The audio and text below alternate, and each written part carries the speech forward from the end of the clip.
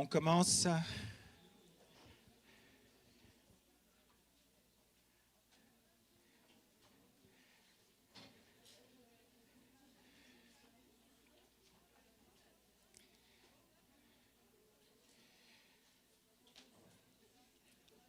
Bien, bonjour, je m'appelle Consoli. Le cours qu'on va voir aujourd'hui ensemble, c'est le cours de sémiologie des émotions et de l'anxiété.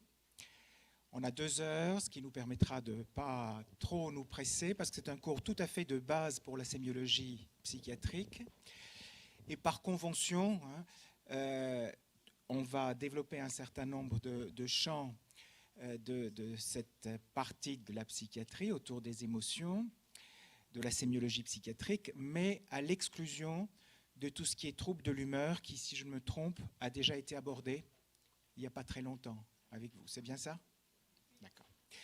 Donc voilà le plan de notre cours d'aujourd'hui. On va commencer par un certain nombre de définitions. Qu'est-ce que c'est qu'une émotion?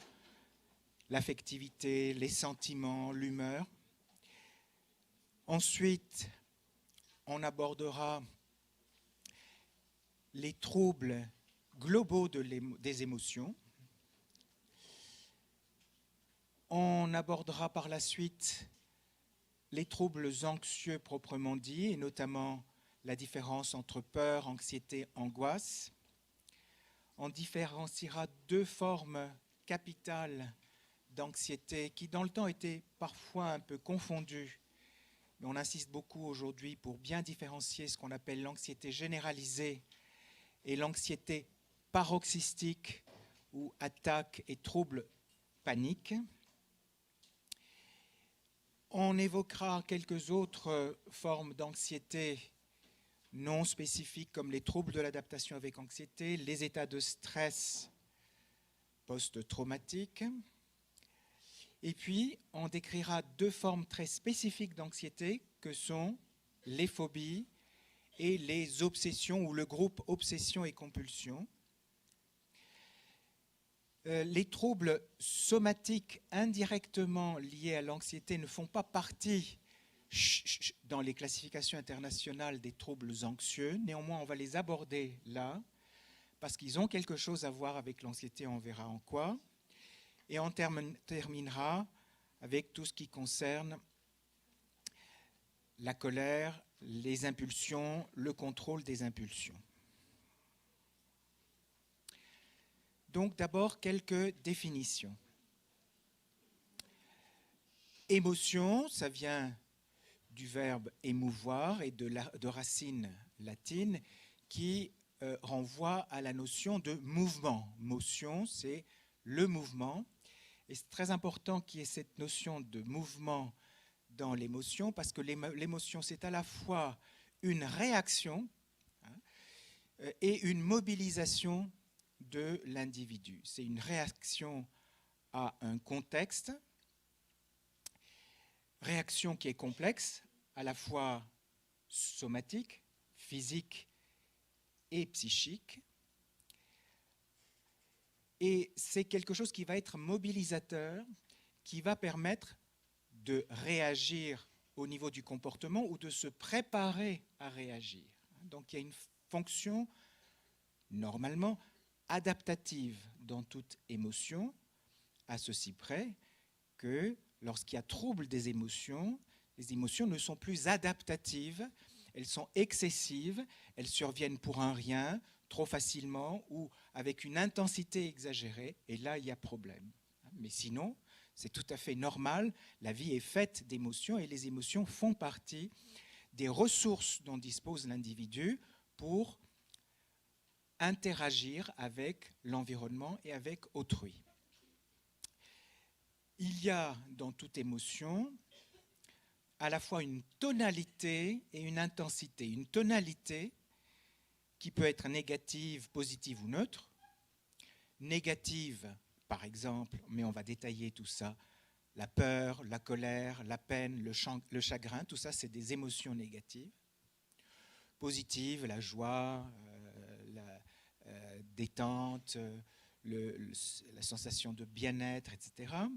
Ou neutre, Une émotion comme la surprise, comme l'étonnement, n'est ni forcément positive ni négative, mais c'est quand même une émotion, c'est une réaction à une situation qui est mobilisatrice en soi. Donc, premièrement, une tonalité. Et deuxièmement, un degré d'activation, ce qui va définir, au fond, l'intensité du vécu émotionnel et l'intensité aussi des modifications physiologiques.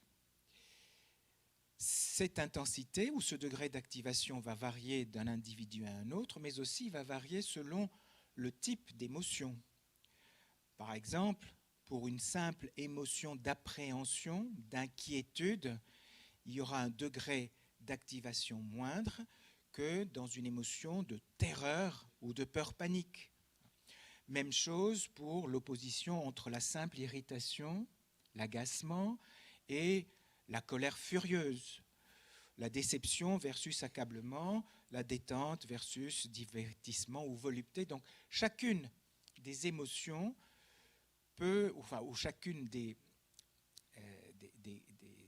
chaque groupe d'émotions peut se distribuer comme ça entre deux extrêmes selon l'intensité de ce qui est vécu. Les émotions comportent, comme je vous le disais, toujours une dimension somatique, une dimension psychique, cognitive, mais ces deux dimensions sont variables selon les circonstances et d'un individu à un autre, à savoir que certains individus ou dans certaines circonstances, les émotions sont avant tout vécues comme des sensations corporelles et ailleurs, elles sont vécues comme des états affectifs plus ou moins complexes et plus ou moins fins, plus ou moins discriminants. C'est la notion de élaboration ou de niveau de conscience émotionnelle.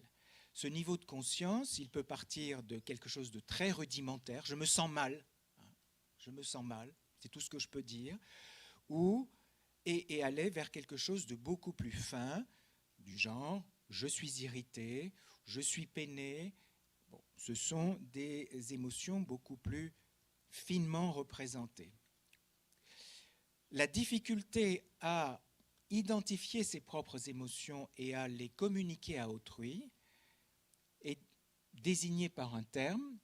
Ce terme ne fait pas partie de la sémiologie psychiatrique habituelle, mais c'est un terme qu'on peut être amené à utiliser en pratique, et donc autant que vous le sachiez, c'est ce qu'on appelle l'alexithymie. Ça vient du grec. A, c'est le A privatif qui veut dire absence de. Lexie, ce sont les mots, le discours, la parole, la communication. Et thymie, c'est tout ce qui est l'humeur, l'affect, les émotions. Donc alexithymie, ça veut dire difficulté ou déficit ou entrave dans la capacité à identifier et à communiquer ces émotions.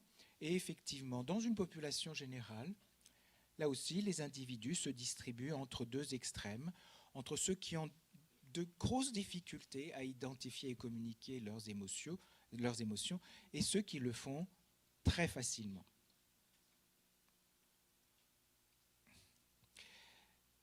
La notion de sentiment par rapport à la notion d'émotion est plus élaborée, puisque quand on parle de sentiment, on se réfère à un état affectif relativement stable. Si vous voulez, dans l'émotion, il y a toujours la notion d'instantanéité, quelque chose qui est momentané, qui peut durer bien sûr, mais qui est plutôt momentané, alors qu'on parlera de sentiment pour se référer à quelque chose de plus durable, même si ces deux termes peuvent être utilisés parfois l'un pour l'autre, quelque chose de plus stable et qui est associé à des représentations mentales.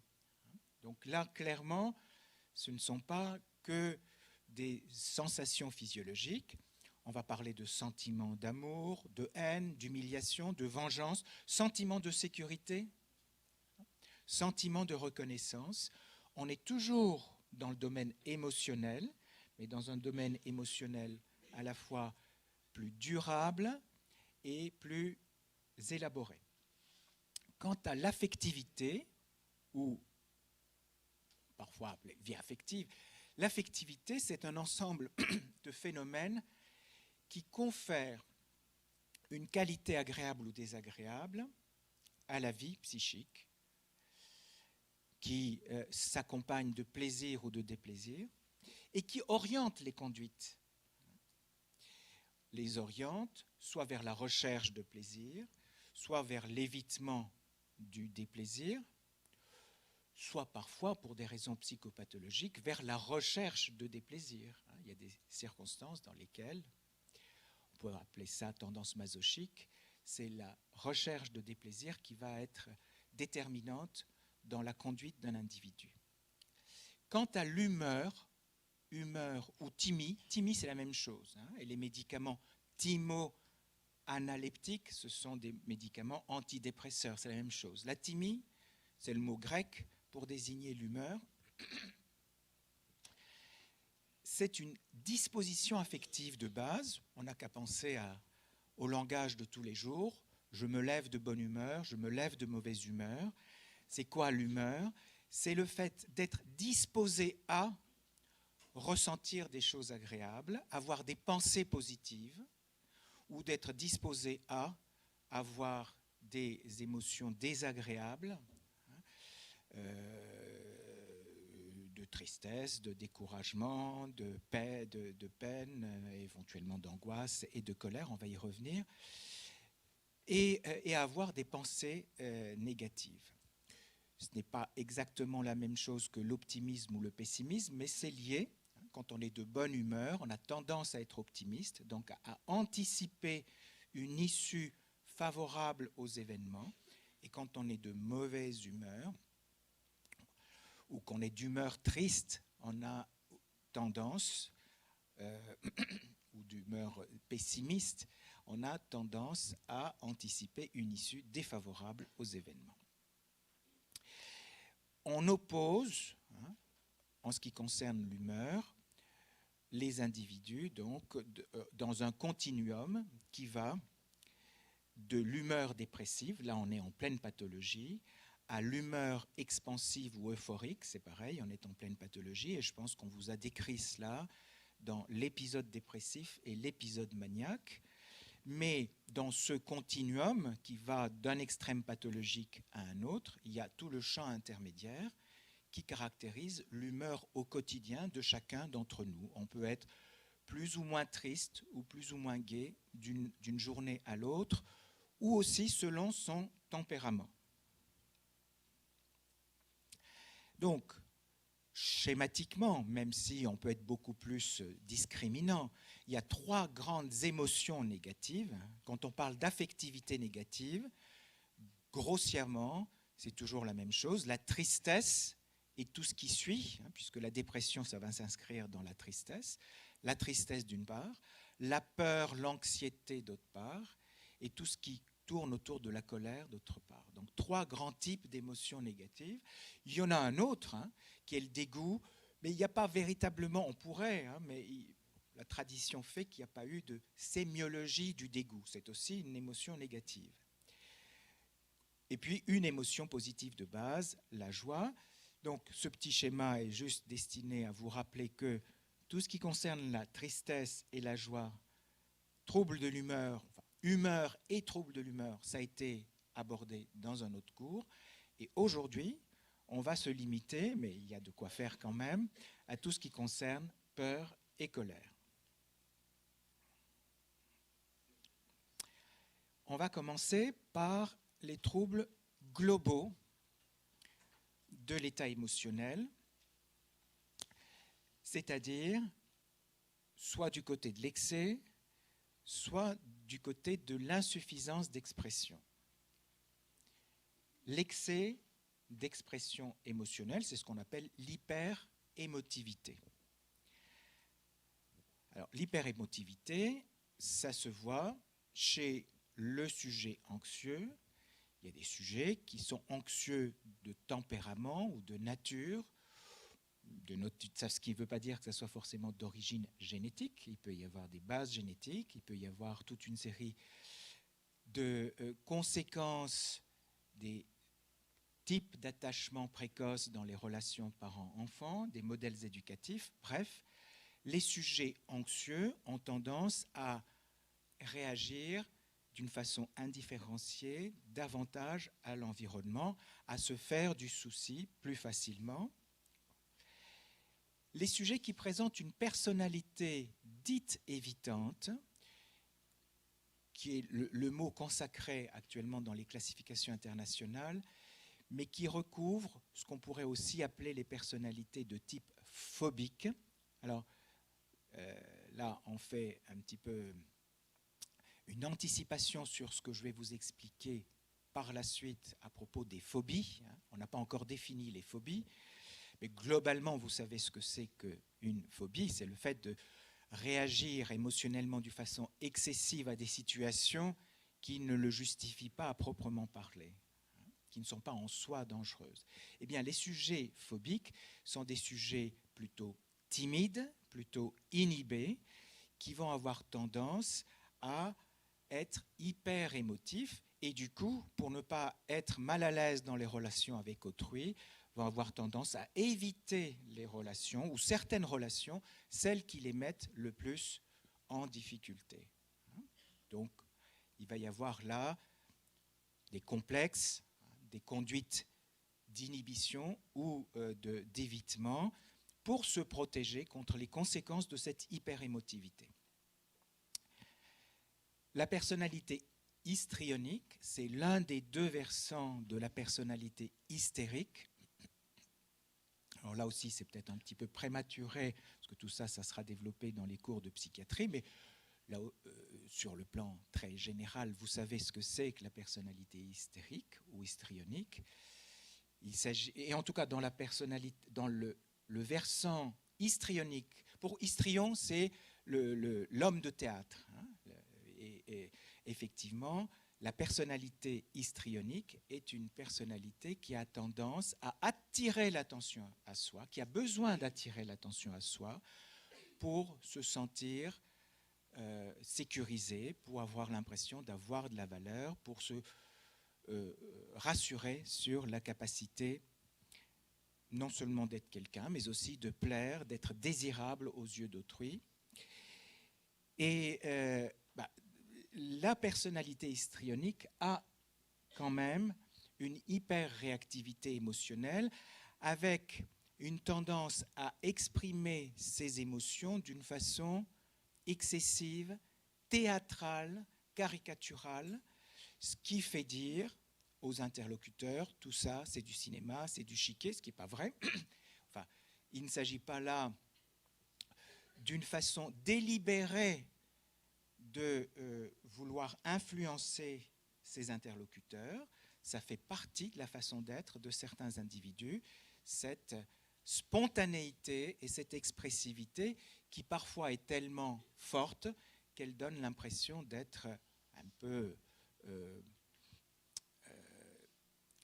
hors réalité, comme si l'individu était sur scène. Et comme si ce qu'il exprimé n'était pas réellement ressenti. Les personnalités histrioniques peuvent donner l'impression d'inauthenticité.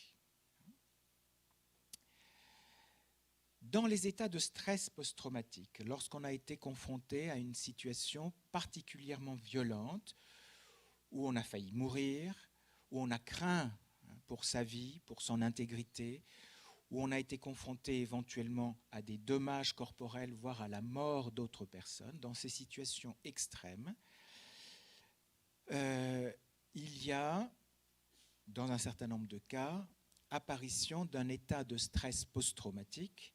Et dans cet état de stress post-traumatique, l'une des composantes du syndrome, c'est le syndrome de répétition, le fait qu'on va avoir tendance à se remémorer ou même à rêver, sous forme d'un cauchemar répétitif, à la situation traumatique. Eh bien, dans ces situations de réviviscence, de flashback, l'individu revit avec la même intensité émotionnelle, avec une émotion débordante qu'il n'arrive plus à contrôler, ce qui avait été particulièrement effrayant lors de la situation initiale. Et cela s'accompagne d'un certain nombre de caractéristiques physiologiques telles qu'un état d'alerte permanent, une hyper-vigilance, une hyperactivité neurovégétative et des réactions de sursaut.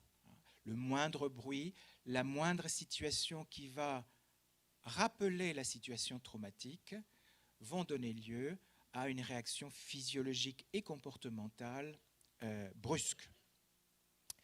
Et puis, en cas de retard mental, il peut y avoir, justement par ce manque de maturation et de capacité à analyser d'une façon suffisamment fine la situation à laquelle on est exposé, une tendance à l'hyperréactivité émotionnelle.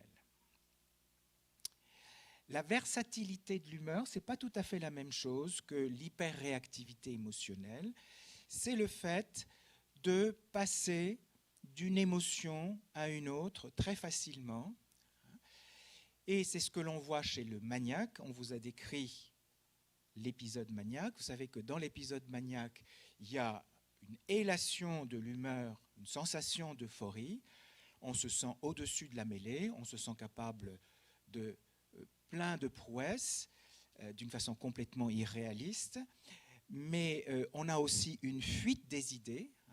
Il y a une tachypsychie, ça se déroule dans la tête à toute vitesse. Et ce qui se passe dans la tête à toute vitesse se passe aussi au niveau des émotions.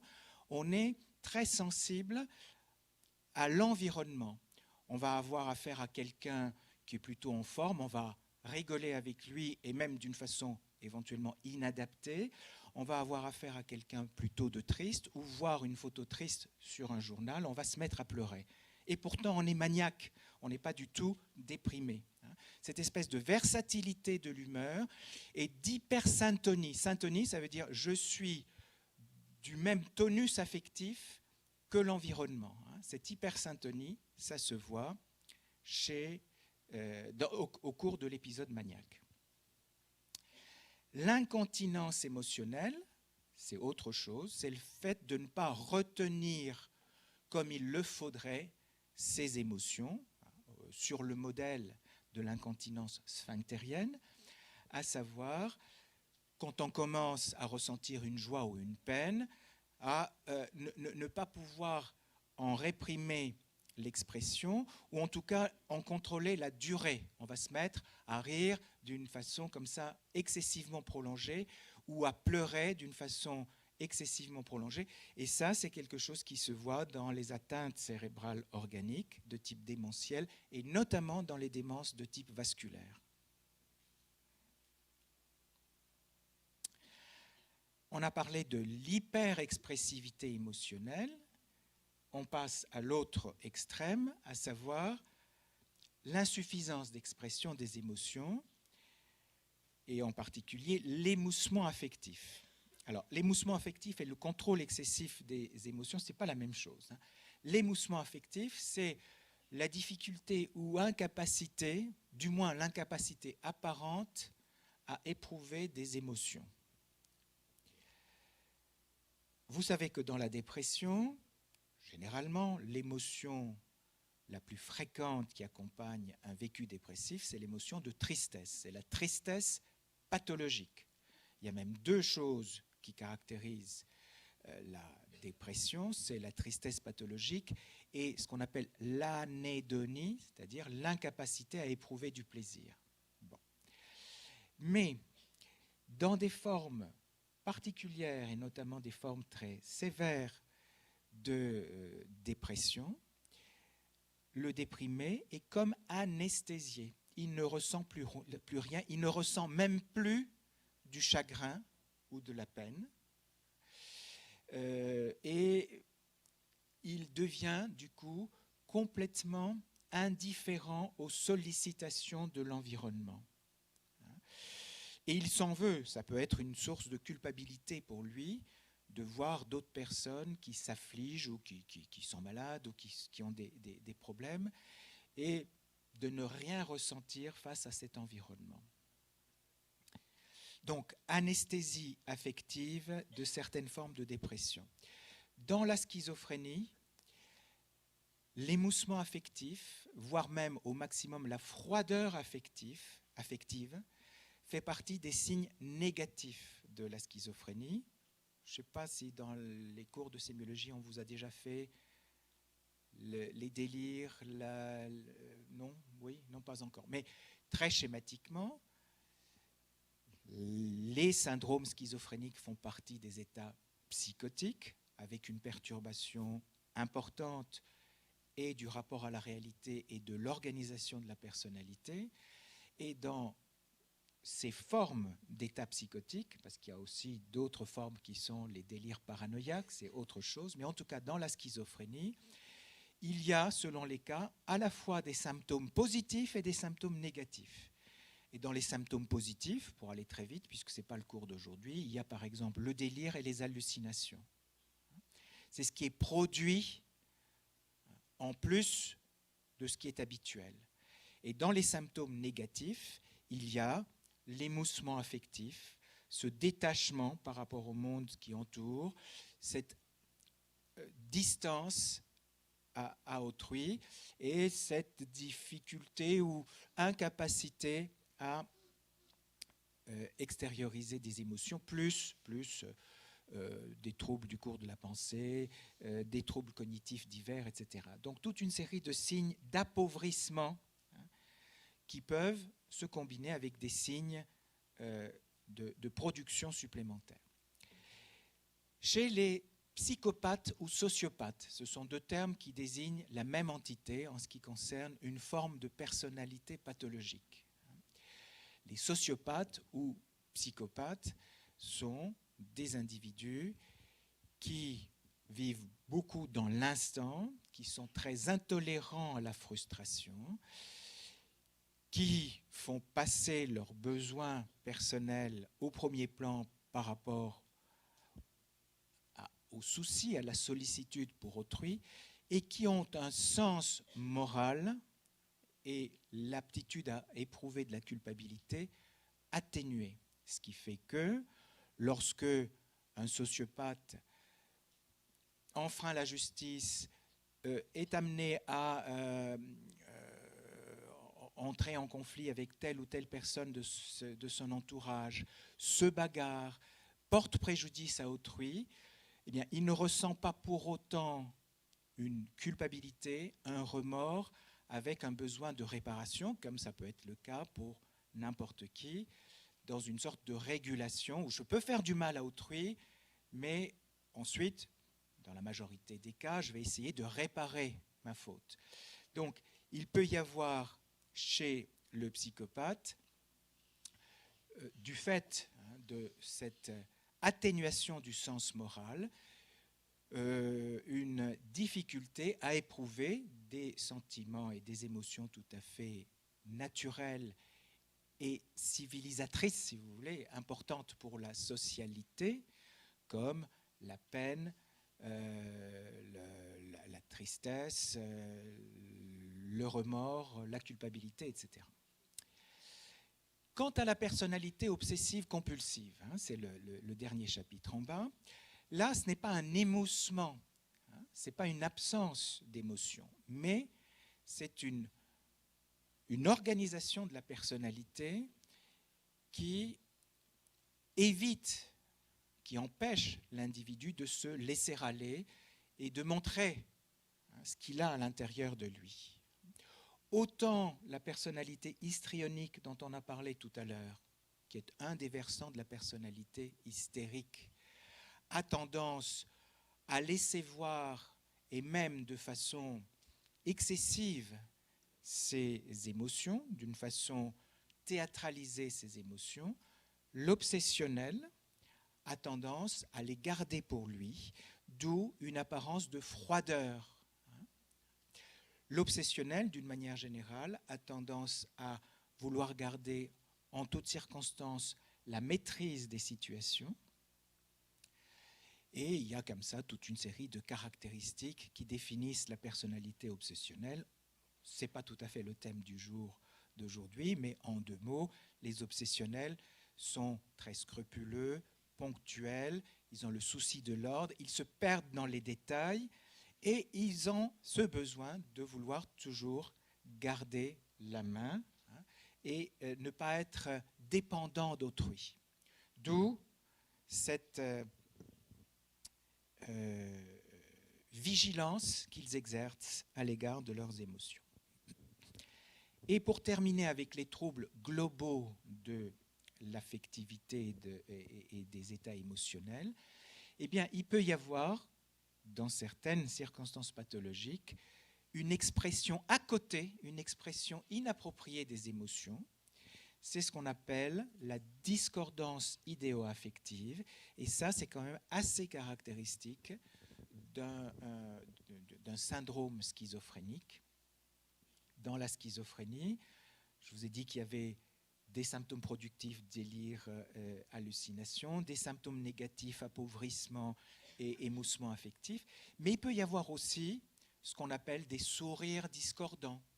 Quelqu'un évoque quelque chose de neutre, voire même quelque chose de triste, et il va se mettre à sourire, voire à rire, tout en racontant quelque chose qui est triste.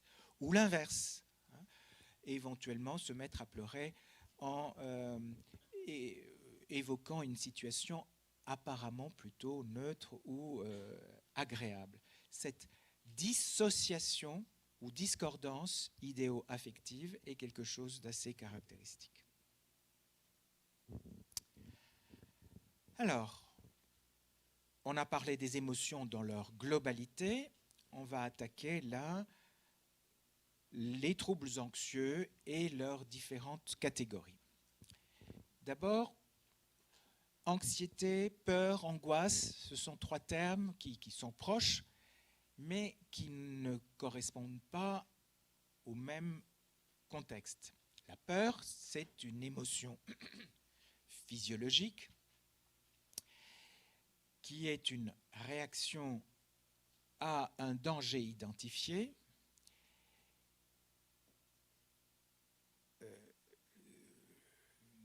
Il est normal d'avoir peur dans certaines circonstances. On a de moins en moins peur en fonction de la maturation et intellectuelle et affective. Les enfants ont plus facilement peur que les adultes. Et avec un certain déclin cognitif, les personnes âgées peuvent avoir à nouveau plus facilement peur que les adultes. Et on est là dans des réactions face à des contextes analysés comme source de danger. L'anxiété par rapport à la peur est définie par le même type d'émotion, le sentiment d'un danger, mais sans que l'objet dangereux puisse être identifié. C'est ce qu'on appelle classiquement une peur sans objet. C'est un sentiment de menace, c'est un sentiment pénible d'attente. On est inquiet, on ne sait pas à quoi s'attendre. C'est la crainte d'un danger imprécis. Donc, vous voyez qu'il y a une espèce d'analogie ou de continuum entre la peur et l'anxiété, en sachant que l'anxieux aura, c'est ce qu'on a vu tout à l'heure, aura tendance à se faire du souci, à avoir peur, à dramatiser des situations qui ne sont pas forcément objectivement ou pour la collectivité particulièrement inquiétantes ou dangereuses. Mais on va voir tout à l'heure qu'il y a une espèce de situation intermédiaire entre anxiété et peur, ce sont les phobies. Dans les phobies, le danger est identifié, mais la valeur qu'on attribue à ce contexte, à un objet, à une situation, la valeur dangereuse est excessive par rapport à ce que la collectivité pourrait en dire. Donc la phobie est à mi-chemin entre la peur et l'anxiété. Quant à l'angoisse, bien souvent, les deux termes anxiété, angoisse peuvent être utilisés l'un pour l'autre. Parfois, on utilise angoisse pour se référer plutôt aux symptômes somatiques, aux composantes somatiques, physiques de l'anxiété, ou pour se référer à un épisode tranché dans le temps. On aura plus tendance à dire crise d'angoisse que crise d'anxiété. Vous voyez, quelque chose de ponctuel, de momentané. Mais en réalité, les deux termes peuvent être considérés comme synonymes. Je vous ai dit tout à l'heure qu'il est essentiel de distinguer deux grandes formes d'anxiété. L'anxiété chronique, que les classifications internationales appellent plutôt trouble, anxiété généralisée, TAG, anxiété généralisée, et l'anxiété paroxystique qui survient par épisode, qu'on appelle attaque ou trouble panique. On va voir la différence entre les deux. Les deux catégories de troubles anxieux pouvant être associées, bien sûr, mais c'est important de les distinguer parce que leur histoire naturelle, leur prédisposition génétique, la façon de les traiter, les médicaments qui marchent dans l'une et pas dans l'autre ne sont pas les mêmes. Donc, bien faire la différence entre anxiété généralisée et anxiété paroxystique. L'anxiété généralisée. D'abord, la chronologie, et c'est ce qui va opposer anxiété généralisée à attaque de panique, par exemple. Le début de l'anxiété est imprécis. Vous avez affaire à un patient anxieux qui présente une anxiété généralisée. Depuis quand est-il anxieux? Quand ça a commencé? Alors, éventuellement, il pourra vous dire « je suis plus anxieux depuis que il y a eu tel événement auquel il a dû faire face ». Mais même, vous voyez, ce n'est pas un début précis à couper au couteau, c'est quelque chose de beaucoup plus flou. Début imprécis. Deuxièmement, le caractère permanent de l'anxiété, mais permanent ne veut pas dire toujours de même intensité. Il peut y avoir des jours avec et des jours presque sans, donc des jours avec beaucoup d'anxiété et des jours avec moins d'anxiété, et une réactivité quand même aux circonstances. C'est-à-dire que selon qu'il y a dans la vie du sujet des sources de soucis, ou même simplement des projets, parce que quand on a des projets, dans tout projet, il y a une part d'incertitude. Est-ce que ça va marcher? Est-ce que ça ne va pas marcher? Le simple projet peut être une source qui alimente l'anxiété généralisée. Donc, ça, c'est la chronologie. Deuxièmement, le type d'anxiété, c'est une sorte d'attente craintive. On est hyper vigilant, on se demande ce qui va se passer, si ça va bien marcher ou pas. Dites-vous bien que quand on est plutôt pessimiste, ce qui n'est pas la même chose que le fatalisme, c'est généralement qu'on est anxieux, qu'on a une anxiété généralisée. C'est quoi les pessimistes? Les pessimistes craignent que ça ne marche pas, craignent de ne pas y arriver, ou dramatisent, voient plutôt tous les obstacles. Les fatalistes, quand on ressent ce genre de... quand on a ce type de disposition d'esprit, c'est que on considère que c'est sans espoir. Ce n'est pas que c'est incertain, mais que c'est sans espoir. On baisse les bras, on ne se sent pas à la hauteur, etc., etc. Je ferme la parenthèse. Pour la différence entre pessimisme et fatalisme. L'hyperréactivité à l'environnement et l'hypervigilance, eh bien, l'irritabilité, vous voyez que les émotions sont souvent mélangées. L'irritabilité fait partie du groupe colère. Eh bien, l'irritabilité peut être associée à l'anxiété généralisée. Mais l'irritabilité, c'est aussi une sorte de hypersensibilité à l'environnement. Être sur le qui-vive d'une certaine manière. Les réactions de sursaut, les troubles du sommeil. Vous avez sans doute vu, quand on vous a traité la dépression, que ce qui est très caractéristique de la dépression, c'est une forme de trouble du sommeil, c'est l'insomnie de la deuxième partie de la nuit.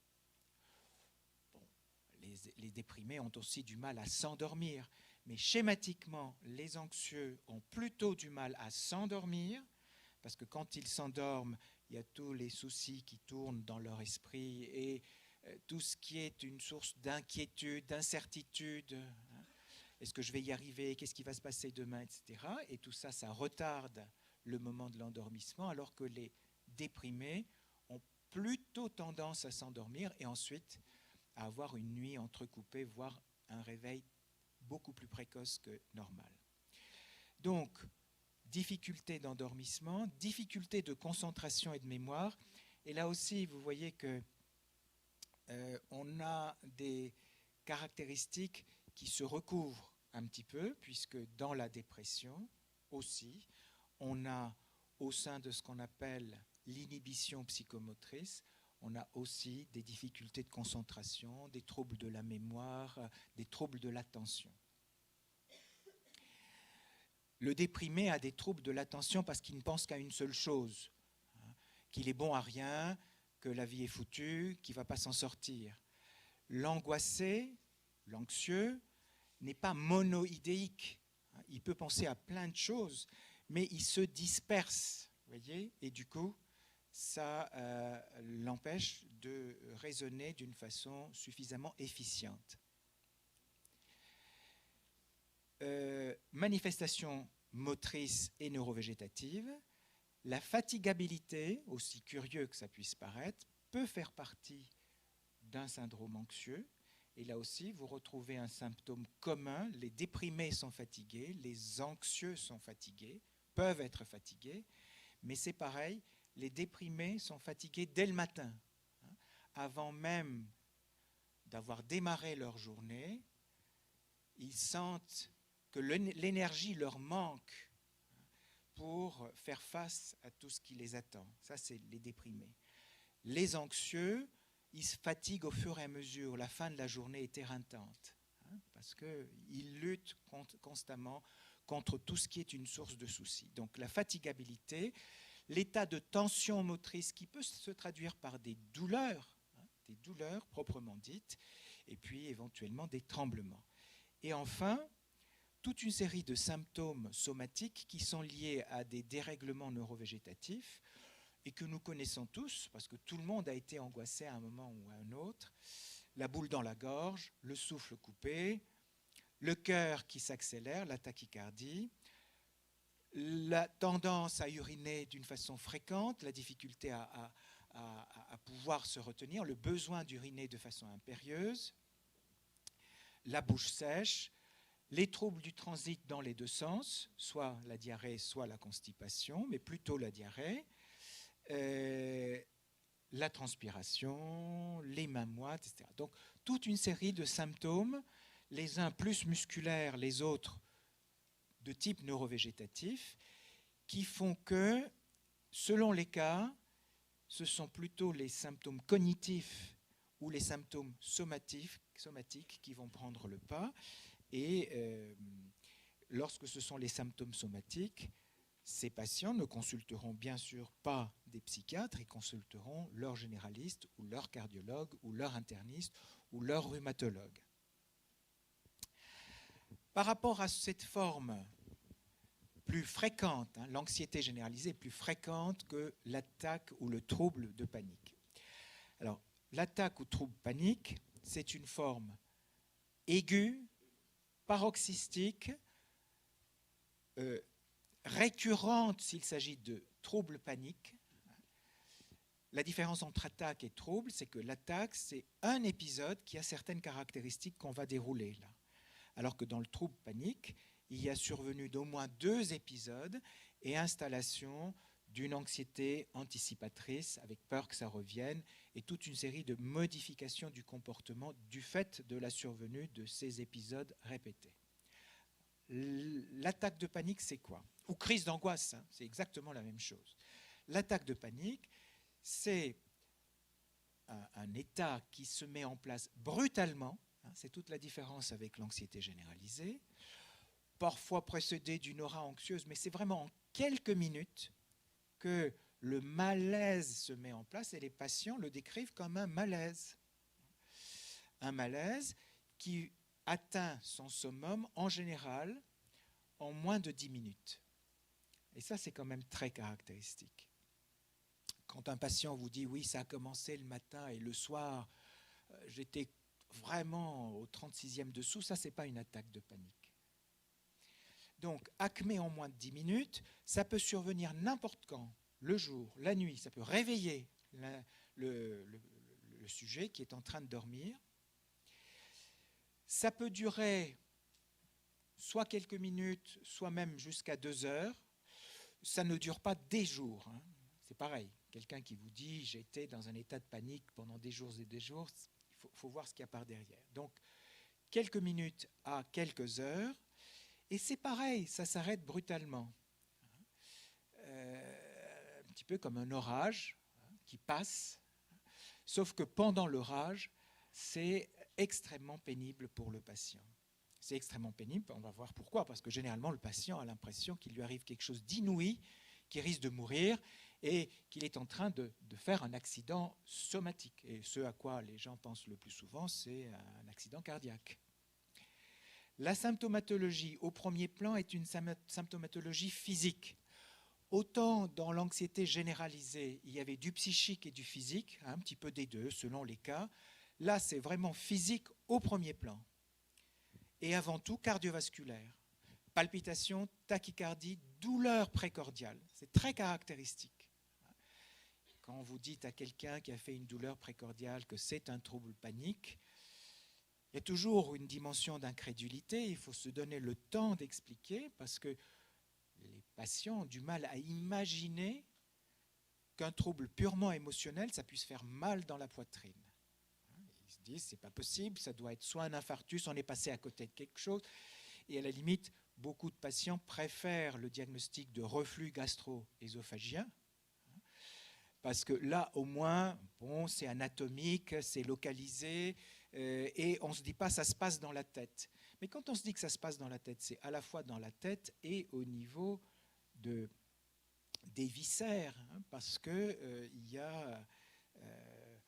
il y a des modifications neurovégétatives et il y a une sensibilité exacerbée qui dure quelques minutes à toute une série de sensations physiologiques qui, autrement, sont parfaitement neutres. Manifestations cardiovasculaires, manifestations respiratoires, polypnée, souffle coupé, sensation d'étouffement, digestives, hein, nausées, parfois même vomissements, douleurs abdominales. Neurovégétative, avec sensation vertigineuse, sensation des jambes qui se dérobent, bouffées de chaleur, paresthésie, les paresthésies étant d'autant plus fréquentes, donc les picotements des extrémités, les paresthésies étant d'autant plus fréquentes qu'à l'occasion de cette attaque d'angoisse, un certain nombre de patients ont tendance à respirer vite ou à respirer superficiellement et du coup à se mettre en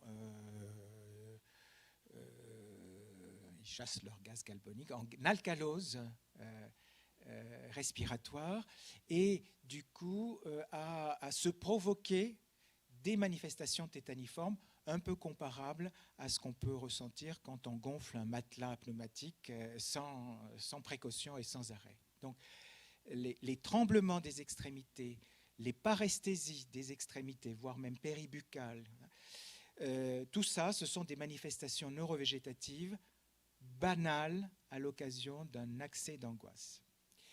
Et puis, il y a une dimension psychique, c'est le troisième volet, et cette symptomatologie psychique, c'est une anxiété, mais qui est intense, hein, sauf que les patients la rationalisent, cette anxiété, comme secondaire à ce qu'ils vivent au niveau de leur corps. Bien sûr que j'étais anxieux, bien sûr que j'étais paniqué, mais qui ne l'aurait pas été à ma place avec une douleur dans la poitrine et la peur de mourir. Donc, anxiété intense, cognition de pensée, hein, les cognitions, c'est des pensées, des cognitions de catastrophe, la peur de mourir notamment d'une crise cardiaque, la peur de devenir fou, avec une dimension de dépersonnalisation. Je ne me reconnaissais plus, c'était pas moi.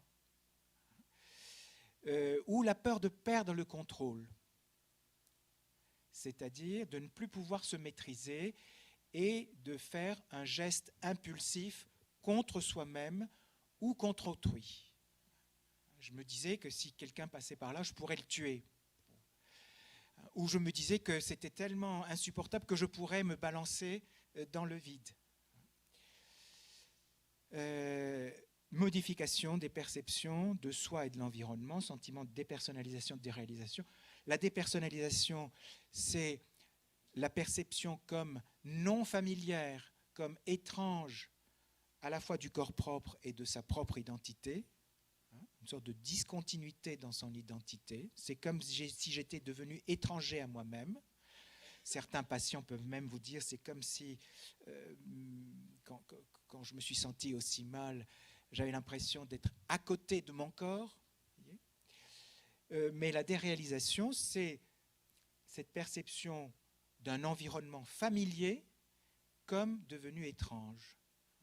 Ce qu'on peut voir aussi, mais ça c'est un diagnostic différentiel, dans certaines formes d'épilepsie temporale. Les sensations d'étrangeté de l'ambiance, ou de déjà-vu, ou de jamais vu par rapport à l'environnement. Donc vous voyez que l'attaque de panique, c'est quelque chose qui est assez costaud, assez massif comme symptôme. Et il est exceptionnel qu'un patient qui a fait une attaque de panique ne consulte pas. En général, il appelle SOS médecin ou il vient aux urgences. Enfin, les gens sont rarement tolérants face à ce genre de syndrome, alors que pour l'anxiété généralisée, il y a plein de sujets qui ont une anxiété généralisée et qui ne s'en plaignent pas, qui font avec, qui souffrent avec éventuellement. La conduite au niveau comportement de santé est tout à fait différente. Alors, il y a d'autres troubles anxieux. Et d'abord, ce qu'on appelle le trouble de l'adaptation avec anxiété.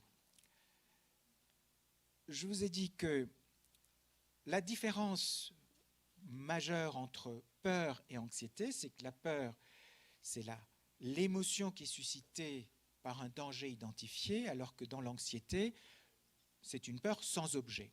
Mais quand on vous a annoncé une maladie grave, par exemple, ou lorsque vous savez que vous êtes menacé de licenciement ou d'une rupture sentimentale, il y a une situation objective qui est insécurisante, donc ce n'est pas pour rien, il y a une situation à laquelle on peut réagir avec de l'anxiété.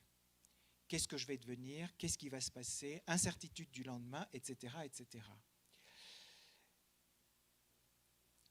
Lorsque ces réactions naturelles à un contexte qui est objectivement insécurisant ou menaçant dépassent un certain degré, et c'est là qu'on voit que c'est toute une histoire de convention. Alors, c'est où est-ce qu'on met la barre?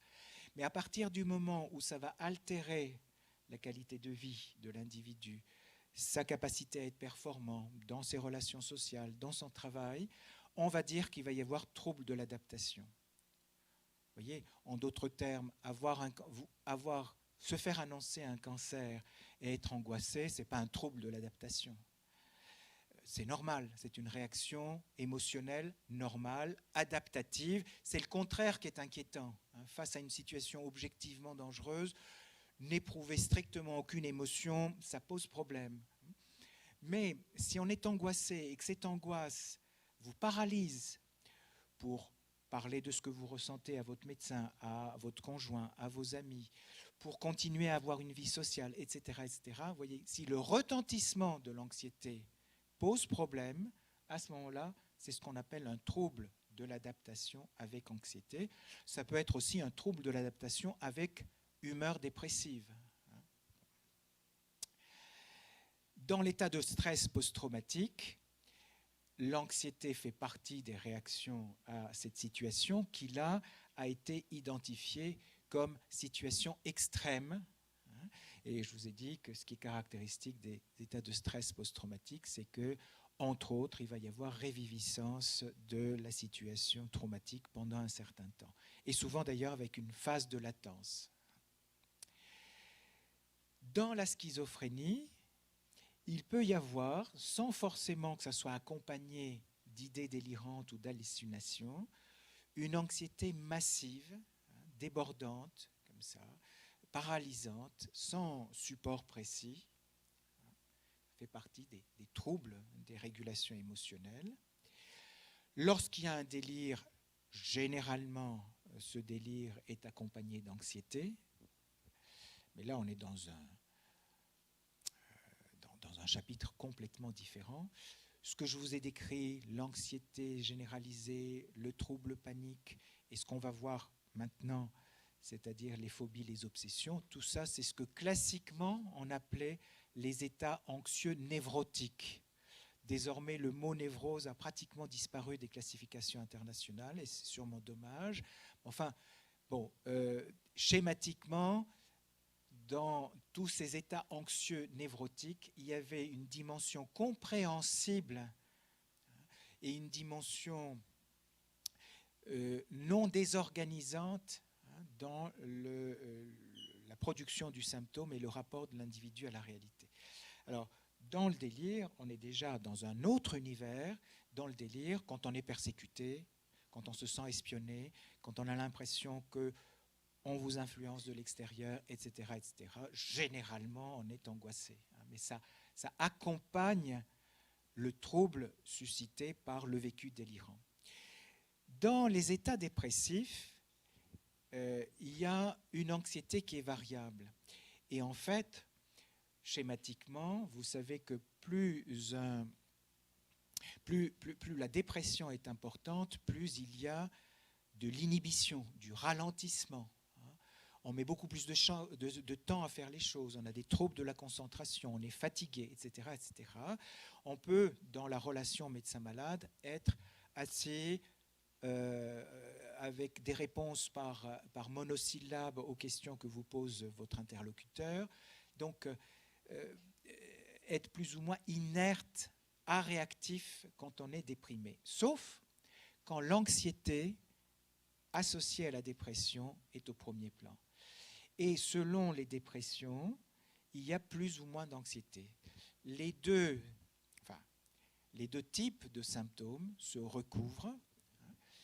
Il y a des anxieux qui ne sont pas déprimés, il y a des déprimés qui ne sont pas anxieux, mais dans un certain nombre de dépressions, la dimension anxieuse peut être importante. Et quand on est anxieux, on va être agité, ça sera des dépressions agitées, et ça sera des dépressions logoréiques. Ce sont des patients qui ne tarissent pas de poser des questions, exprimer leurs doutes, leurs inquiétudes, contrairement aux autres qui sont inhibés et qui n'expriment rien. Donc l'anxiété qui accompagne un état dépressif, ça va se traduire à la fois sur le plan moteur et verbal, et ça va aussi faciliter le passage à l'acte suicidaire. Parce que quand on est particulièrement inhibé, quand on est déprimé, on a souvent des idées de suicide, mais le passage à l'acte dans des états d'inhibition majeure est relativement peu fréquent. Malheureusement, il y a beaucoup de gens qui se tuent quand ils sont déprimés, mais l'anxiété associée peut favoriser le passage à l'acte. A fortiori, si pour éponger son anxiété, on se met à boire, l'alcool étant un désinhibiteur particulièrement fort, et les médicaments antidépresseurs vont, dans certaines circonstances, faciliter le passage à l'acte. Pourquoi ? Parce qu'ils vont lever l'inhibition, alors que l'anxiété sera éventuellement toujours là, les idées noires toujours là, l'autodépréciation toujours là. Bon. Donc retenez que quand on fait de la sémiologie, on aborde séparément dépression et anxiété, mais les deux types de troubles peuvent être associés, et ça peut compliquer, en tout cas ça nécessite une plus grande vigilance dans la relation médecin-malade d'avoir affaire à un déprimé anxieux.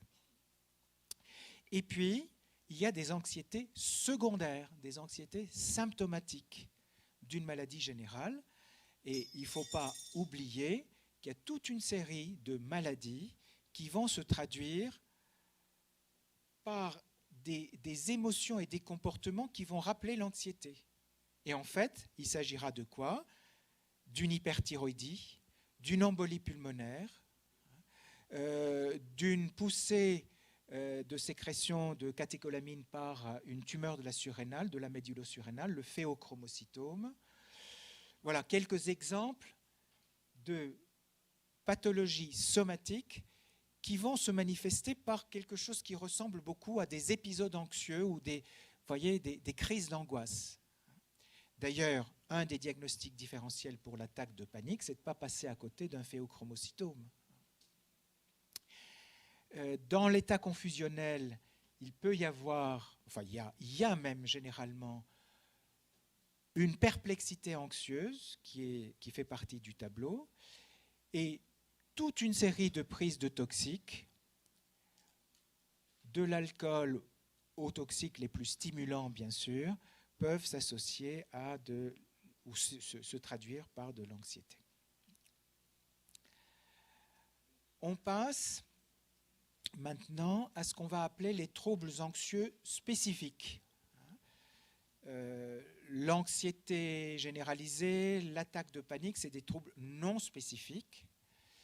Et vous allez voir que les phobies et les obsessions sont des symptômes anxieux, mais plus circonscrits. Il y a l'objet de l'anxiété ou les circonstances d'apparition de l'anxiété vont être circonscrits. Alors que dans l'attaque de panique, ça pouvait survenir n'importe quand, n'importe comment. Ça ne va pas être le cas pour les phobies et les obsessions. Les phobies. La définition, c'est une crainte irrationnelle ou injustifiée. Le mot irrationnel ou injustifié est important. Persistante, qui est suscitée par des situations ou des objets qui ne comportent pas de caractère véritablement dangereux. Si je vois une voiture qui me fonce dessus et que je suis angoissé, ce n'est pas de la phobie. Si je prends un ascenseur et que je me sens dans tous mes états au point de vouloir sortir avant d'arriver à destination à un étage intermédiaire, ça c'est une phobie. Non pas qu'il n'y ait jamais d'arrêt d'ascenseur entre deux étages, bien sûr que ça peut arriver. Le danger n'est pas absolument nul, mais la façon dont on va percevoir cette réalité et les conséquences que ça aura pour l'individu sont irrationnelles ou injustifiées par rapport à ce que fait le commun des mortels. C'est ça ce qui définit la phobie. Donc, une crainte irrationnelle ou injustifiée.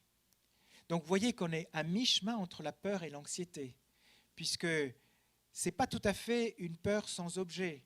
C'est une peur avec objet, mais l'objet, l'individu lui attribue un caractère plus dangereux que l'objet n'en possède en réalité. Chaque fois que l'individu va s'exposer, va être confronté à cette situation ou à cet objet, il va y avoir déclenchement de manifestations anxieuses systématiques qui pourront ressembler à une attaque de panique. Mais on ne peut pas parler d'attaque de panique.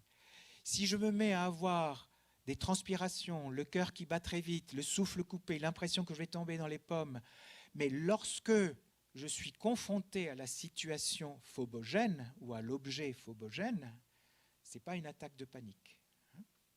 Parce que c'est la réactivation de l'angoisse face à une situation à laquelle moi j'attribue une qualité dangereuse.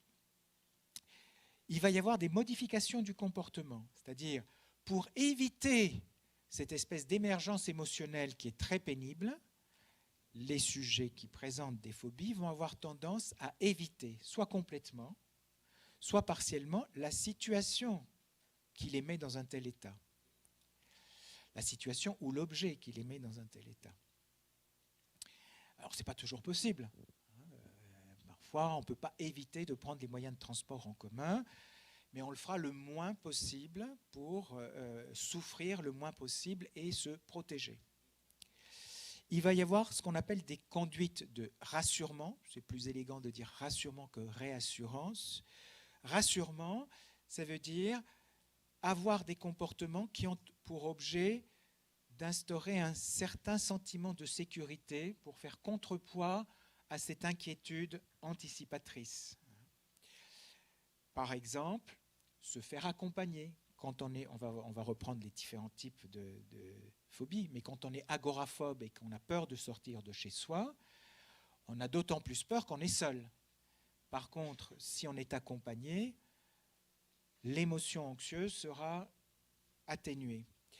Si on se munit d'une canne, parce qu'on a tellement peur, surtout si on est une personne âgée, de tomber, de se faire mal, la simple canne, même si on ne s'appuie pas spécialement dessus, va avoir un effet rassurant. Et ça peut être un fétiche, ça peut être un gris-gris, ça peut être la boîte de comprimés tranquillisants qu'on garde dans sa poche en se disant si la crise commence, si je commence à me sentir mal, au moins je pourrais immédiatement prendre mon médicament. Donc des conduites de rassurement. Les phobies, ça peut avoir des répercussions sociales plus ou moins importantes. Mais dans tout ça, le sujet est complètement capable de se critiquer. C'est-à-dire le caractère irrationnel ou excessif de son émotion, il est capable de le reconnaître.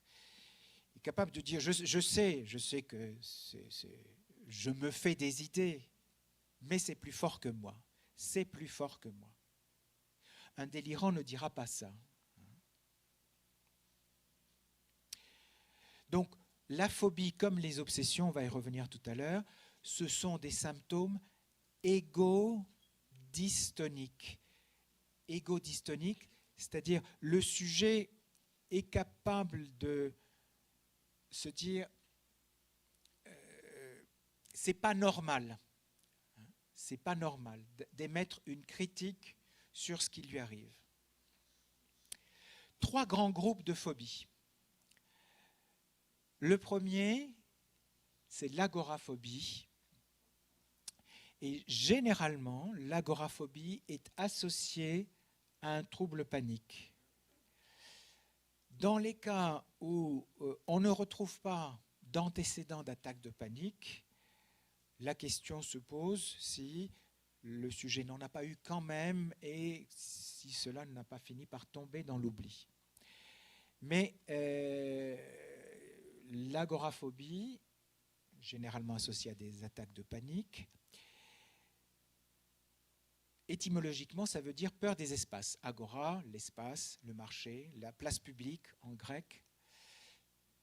Ça serait schématiquement la peur de sortir. Mais ce n'est pas simplement la peur de sortir, c'est la peur de se retrouver dans un endroit où, si un malaise survenait, on ne pourrait pas être secouru, ou bien encore un endroit où, si on avait besoin de s'échapper du lieu, on ne pourrait pas le faire. Typiquement, c'est le cas des transports en commun, tout particulièrement de certains modes de transport. Les phobiques, agoraphobiques, font bien la différence entre le métro, qui est parfois particulièrement éprouvant pour eux, ou le bus, et le TGV. Dans le TGV, on est parti pour plusieurs heures. Si on se sent mal, on ne peut pas tirer sur la sonnette d'alarme et faire arrêter le train comme ça, en pleine nature. Alors que si on se sent très mal dans le bus, on attend 3 minutes et on sort. Mais ça peut être les grands magasins, notamment quand il y a foule. Mais ce n'est pas spécialement la peur de la foule, parce que parfois les patients essayent de rationaliser cela en disant « j'avais peur d'étouffer tellement il y avait de monde ». C'est la peur d'être là, perdu en tant qu'individu anonyme dans une collectivité, avec l'impossibilité d'attendre si on commence à se sentir mal, et l'impossibilité de pouvoir être rapidement secouru. Alors, vous voyez pourquoi, et ça, les cognitivo-comportementalistes y tiennent beaucoup, c'est d'ailleurs un des types de troubles qui peut être traité au mieux par une approche en thérapie cognitive et comportementale, c'est une sorte de mauvais apprentissage ou de conditionnement, à savoir que si le premier malaise, qui était en réalité une attaque de panique, où on a eu vraiment peur d'y laisser sa peau, est survenu en pleine rue ou dans un grand magasin, il faisait chaud, il y avait la foule, les courses de Noël, etc. Eh bien, par conditionnement, on va se mettre à éviter les mêmes contextes pour que ça ne survienne pas à nouveau, et ça jouera le rôle de renforcement négatif. C'est-à-dire, plus j'évite, plus si je suis exposé à nouveau à quelque chose dont j'ai perdu toute familiarité, ça va être encore plus difficile. Et le symptôme se renforce de plus en plus. Deuxième type de phobie, ce sont des phobies liées à l'interaction sociale, les phobies sociales. Dans ces phobies-là, ce qui domine, c'est la crainte d'être observé, regardé, évalué, jugé par quelqu'un. Ça peut être un groupe, mais ça peut être une personne unique.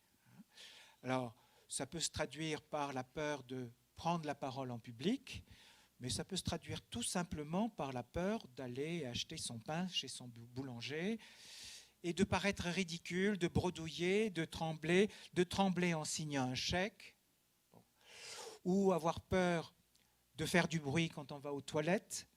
Je vais paraître ridicule, qu'est-ce que les autres vont penser? Donc la notion ultime, c'est toujours la même. Perdre la face, ne pas être à la hauteur, donner de soi une mauvaise image, une image ridicule, être observé et mal jugé par autrui. C'est ça la phobie sociale. Quant au troisième groupe, c'est une sorte de fourre-tout, il y a tout là-dedans, à savoir, il peut y avoir des phobies d'un moyen de transport spécifique. Il y a des sujets qui ont peur de prendre l'avion, un point c'est tout. Ils peuvent prendre n'importe quel moyen de transport en commun, mais l'avion c'est impossible. Ça c'est une phobie spécifique. Il y a d'autres phobies spécifiques comme des phobies d'animaux. Les phobies d'animaux sont souvent des phobies plutôt infantiles qui ont été préservées à l'âge adulte. Ce sont plutôt les petits animaux, araignées, souris, mais ça peut être les serpents, ça peut être les animaux qui mordent, etc. Voilà, ce n'est pas forcément très handicapant et ça ne donne pas forcément lieu à des soins. C'est peut-être parlant pour certains d'entre vous et rassurez-vous, ce n'est pas très pathologique. Alors, dans les phobies, il y a... Alors, dans les phobies, il y a donc toujours un élément matériel qui va être la source de l'émotion négative. Dans les obsessions, il va y avoir émotion négative, anxiété, et on va voir quelle forme va prendre cette anxiété, même en dehors de toute source de sollicitation. Et c'est ça ce qui va faire la principale différence entre phobie et obsession. Les obsessions, c'est quoi? C'est obsidere, ça vient du latin, ça veut dire assiéger.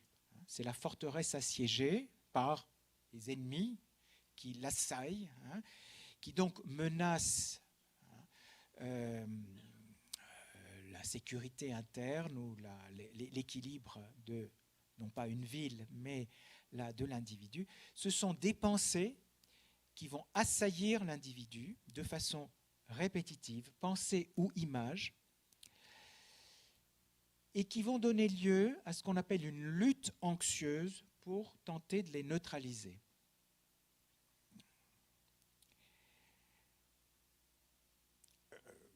Dans le langage courant, quand on dit celui-là il est obsédé par, ça veut dire il pense tout le temps à la même chose. On utilise d'une façon galvaudée le mot obsédé à la place de idée fixe. Il a une idée fixe. Mais les obsessions, ce sont des idées fixes. Ce sont des idées, toujours les mêmes, qui s'imposent à un individu, à ceci près que, contrairement à l'idée fixe n'est pas forcément pathologique. Quand on est amoureux, quand on est chercheur et qu'on est passionné par quelque chose qui vous tient à cœur, on a une idée fixe et on pense toujours à la même chose. Il n'y a rien de pathologique à cela. Dans l'obsession, je sais que c'est anormal de penser à ceci ou à cela. Je critique. C'est pour ça qu'on appelle ce genre de symptôme un symptôme égo-dystonique. Je sais que c'est anormal, mais je ne peux pas faire autrement. C'est comme ça. Je ne peux pas m'empêcher. Et cette lutte anxieuse pour éviter que les idées ne reviennent est épuisante pour le sujet. Il peut y passer des heures dans la journée et il va utiliser la deuxième composante de la même sémiologie, qui sont les compulsions, pour essayer de contrecarrer ces idées obsédantes ou ces obsessions. Vous allez voir en quoi. Alors, commençons par les obsessions. Les obsessions, ce sont donc des pensées ou des idées. Ce sont par exemple des obsessions dites phobiques. Alors c'est un terme peut-être un peu malheureux parce qu'il y a le mot phobie. Est-ce que c'est des phobies ou est-ce que c'est des obsessions? Non, c'est des obsessions. Mais elles ont un petit point commun avec les phobies. Pourquoi? Parce que c'est du contact avec quelque chose d'extérieur que le sujet a peur. Il a peur de quoi? De la saleté, des microbes ou des maladies, d'attraper des maladies. Et dans ces obsessions phobiques, le sujet, d'une façon répétée, même s'il n'a pas touché quelque chose de sale. Vous voyez, c'est en cela que c'est une obsession et pas une phobie. Alors que l'individu peut être tranquille, en train de lire un livre, il va penser à une circonstance antérieure où il aurait pu, par mégarde, par inadvertance, attraper des microbes, toucher quelque chose de sale. Et cette pensée, j'ai touché quelque chose, va devenir insupportable pour lui. Donc même en dehors de la confrontation contemporaine à un objet angoissant.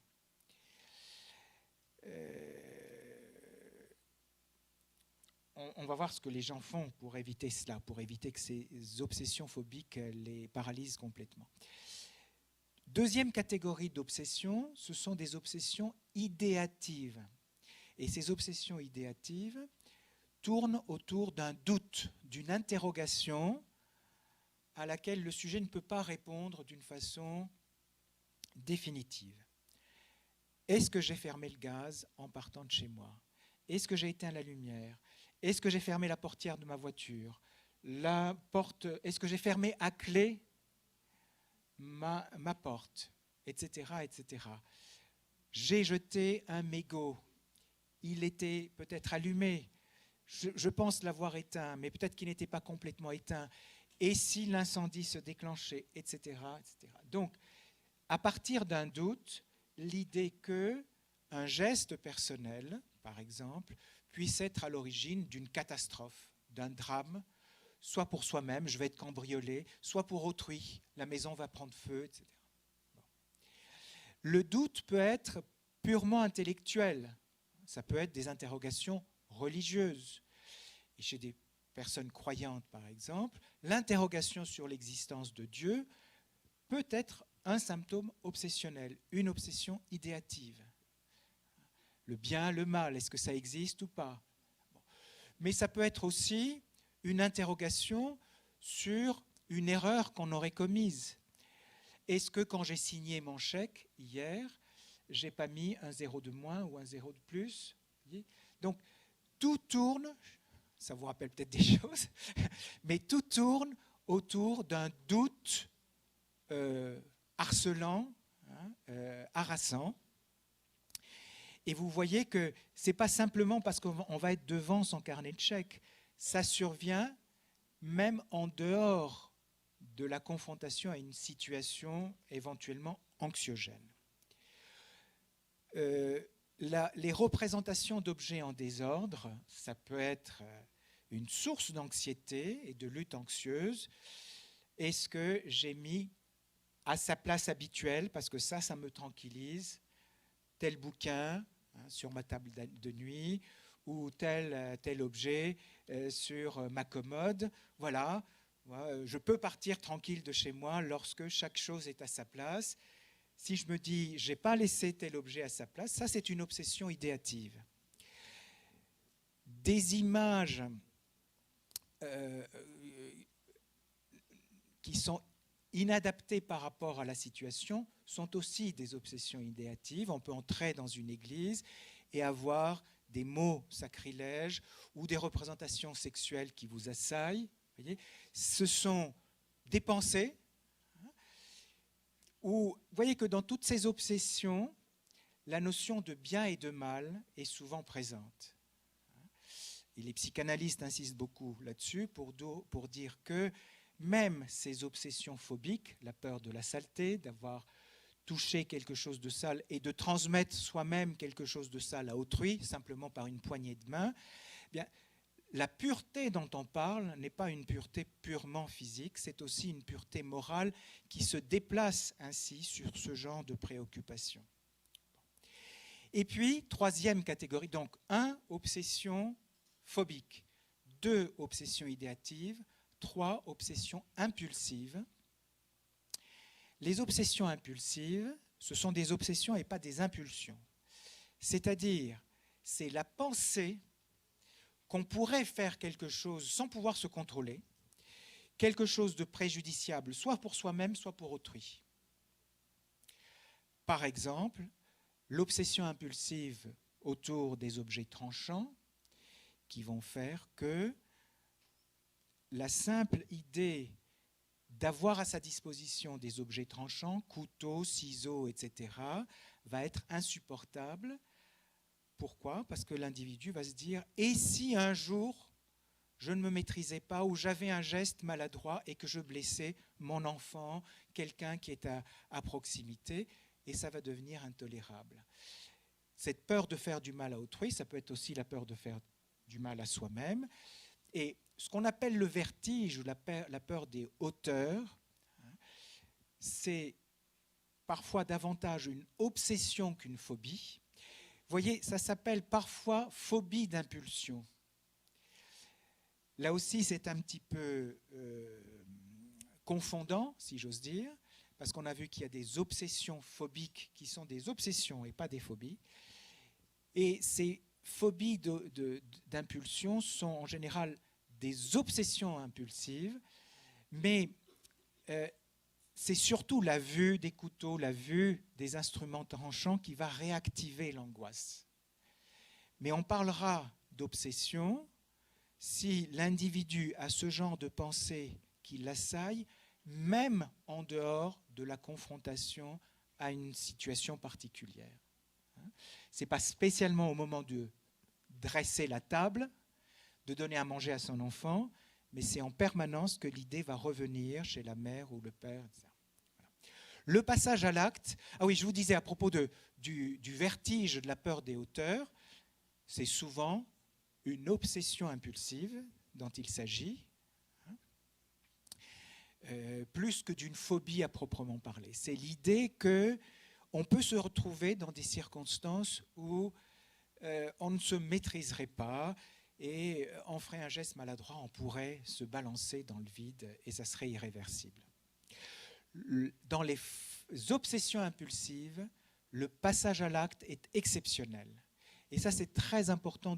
C'est torturant pour les patients, mais ça peut être rassurant de leur dire que c'est dans leur tête que ça se passe, qu'ils ne sont pas dangereux, qu'on va tout faire pour soulager leur angoisse, mais que ce n'est pas parce qu'ils pensent qu'ils risqueraient de le faire qu'ils vont le faire réellement.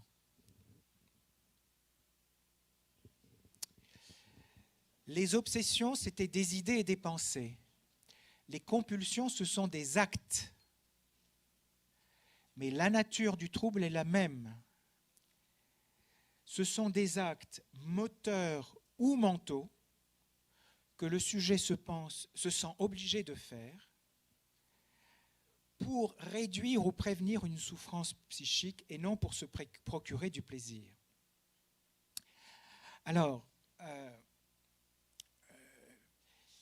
il peut y avoir dans certaines activités qui initialement ont pour but d'être des activités hédoniques destinées à se faire plaisir, quelque chose qui dérape et qui, à partir d'un certain moment, devient compulsif. Dans les compulsions alimentaires, le plaisir de manger des choses agréables, sucrées, grasses, avec une texture agréable, un goût agréable, ça peut devenir, à un certain moment, répété, compulsif. On ne peut pas s'empêcher d'eux, et là, ce n'est pas le plaisir proprement dit qui est recherché. C'est plus le soulagement d'une tension sous-jacente qui est à l'origine. C'est ce qui va donner lieu à une boulimie, par exemple, aux jeux pathologiques, aux addictions à Internet, à ceci ou à autre chose. Bon. Mais dans la compulsion, le sujet est amené à faire des choses. On parle des compulsions en général, à faire des choses, non pas pour se faire plaisir, mais pour soulager une tension. Les compulsions obsessionnelles ont un caractère qui est en général ritualisé et qui généralement a une valeur conjuratoire. Alors, l'exemple de tout à l'heure, j'ai peur de la saleté. Pour ne pas avoir en permanence mon esprit qui est assiégé par l'idée « est-ce que je me suis sali et est-ce que du coup je suis contaminant pour autrui ? Est-ce que je vais transmettre cette saleté et les maladies potentielles à autrui ?» Pour éviter cela, qu'est-ce que je vais faire ? Je vais me laver les mains. Ça, c'est une compulsion, plus ou moins ritualisée, et je vais me laver les mains, non pas 3, 4, 5 fois par jour, comme cela est relativement normal, avant de manger ou quand on va aux toilettes, mais je vais me laver les mains d'une façon compulsive, 20, 50, 100 fois par jour, jusqu'à me créer des lésions dermatologiques. Donc, vous voyez que ce lavage répété des mains a une valeur conjuratoire parce que quand je me suis lavé les mains, ça fait baisser la tension et ça met à distance l'idée de la saleté. Ou alors, je vais ouvrir les poignées de porte avec un mouchoir ou en me mettant des gants, etc. Tout ça, ce sont des comportements conjuratoires, compulsifs, c'est-à-dire on ne peut pas s'empêcher d'eux. Et si vous empêchez quelqu'un qui a une obsession phobique de se laver 100 fois les mains par jour, sans l'avoir soigné par ailleurs, l'angoisse monte et ça ne lui rend pas service. Et souvent d'ailleurs, l'entourage est pris dans cette espèce de jeu infernal pour essayer de tranquilliser le patient.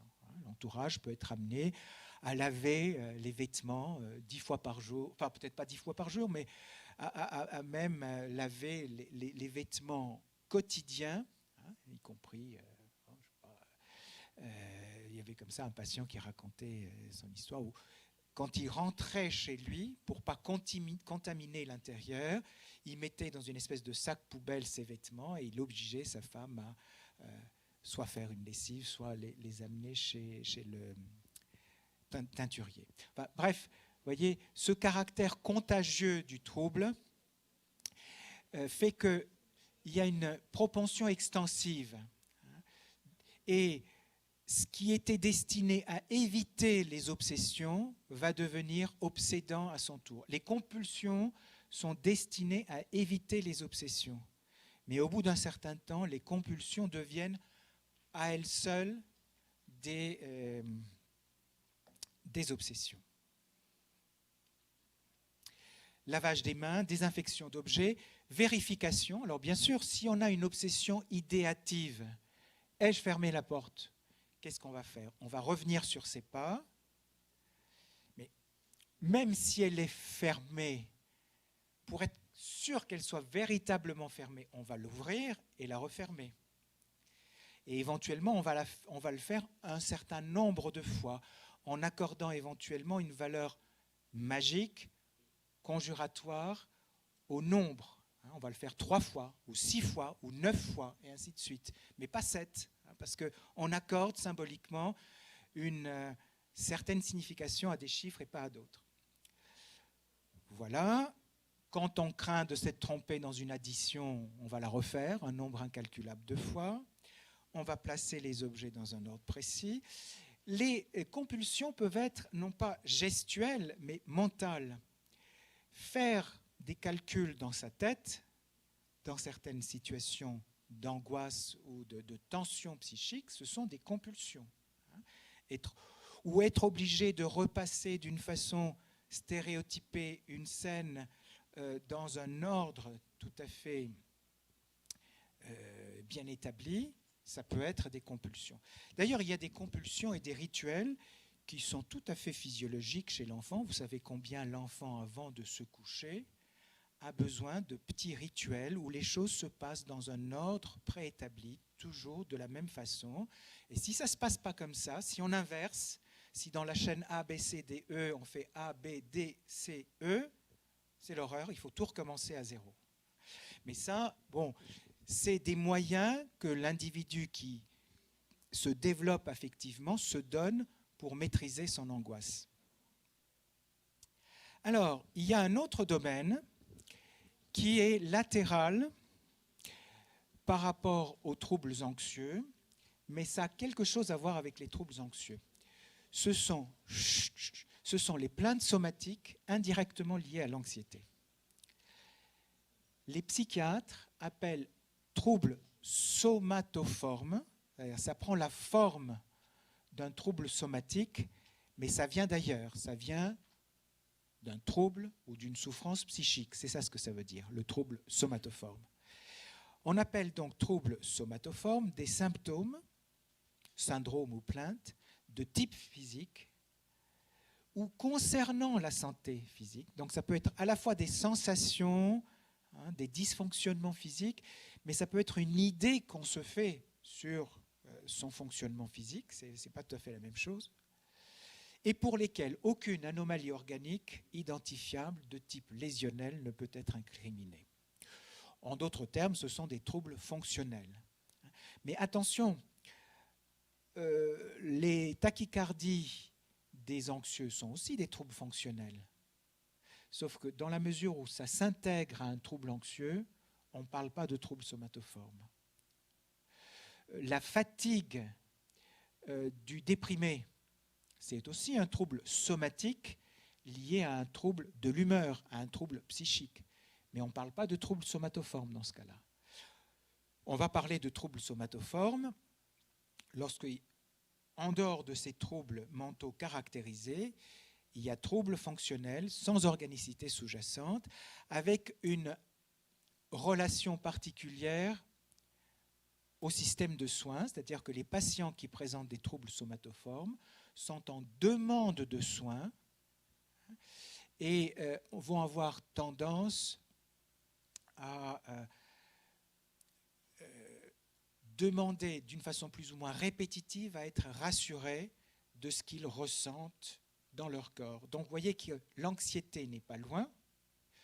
L'anxiété est rationalisée comme le résultat de ce qu'ils ressentent dans leur corps, mais elle n'est pas au premier plan. Au sens strict du terme, on distingue le trouble somatisation des troubles somatoformes plus globaux, le trouble somatisation impliquant le caractère répété, chronique et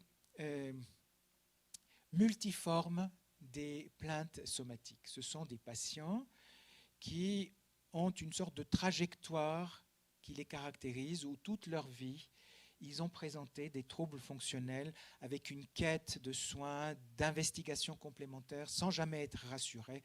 Ça, c'est le trouble dit somatisation, alors que beaucoup d'individus, et nous tous, pouvons, d'une façon tout à fait ponctuelle, avoir un symptôme somatique qui va nous inquiéter et qui était juste lié à la traversée d'un moment un peu difficile de notre existence qui s'est ainsi exprimé sous forme d'un dysfonctionnement somatique. D'ailleurs, parmi les troubles somatoformes, il y a une catégorie particulière qui est celle des troubles pseudo-neurologiques. Et ces troubles pseudo-neurologiques, on les appelle troubles de conversion. le terme vient de l'approche du début du siècle de cette forme de somatisation.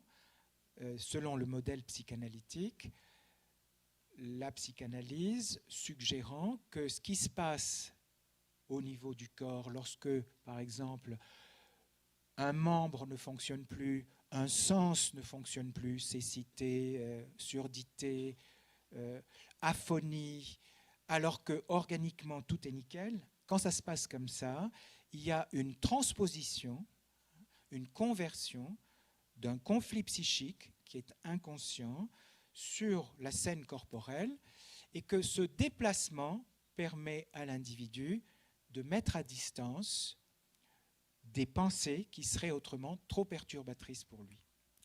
Alors, sans aller jusqu'à ce modèle, qui est peut-être applicable dans certains contextes, mais pas dans d'autres, tous ces troubles somatoformes répondent malgré tout au mécanisme de déplacement, parce que, pour parler de troubles somatoformes, il faut qu'il y ait confrontation à un contexte de vie, disons stressant ou éprouvant d'une manière générale, et que plutôt que de ressentir de l'anxiété face à ce contexte de vie éprouvant, l'individu va dériver son attention sur quelque chose qui ne fonctionne pas bien dans son corps, il y aura déplacement, et ça va occuper ses pensées à la place d'eux. C'est ça le mécanisme de déplacement. Au lieu de penser au petit ami qui nous a quittés, à l'examen qu'on a raté, à la personne qui est malade dans notre entourage, on va penser à son transit qui ne fonctionne pas bien, ou à ses douleurs de dos, ou à ceci ou à cela, et ça va polariser l'attention et du coup permettre de penser soit pas du tout, soit un peu moins à ce qui initialement avait été à l'origine de la tension psychique. L'hypocondrie fait partie aussi des troubles somatoformes, mais là, dans l'hypocondrie, il n'y a pas forcément une plainte somatique, c'est avant tout une idée fausse, une idée irrationnelle, non justifiée, que l'on se fait de sa santé. C'est la crainte d'être atteint d'une maladie grave ou préoccupante, alors que l'état somatique est normal, ou, disons, parfois il peut y avoir une maladie, mais l'individu peut se faire une idée de son état de santé qui n'a rien à voir avec l'objectivité de la situation.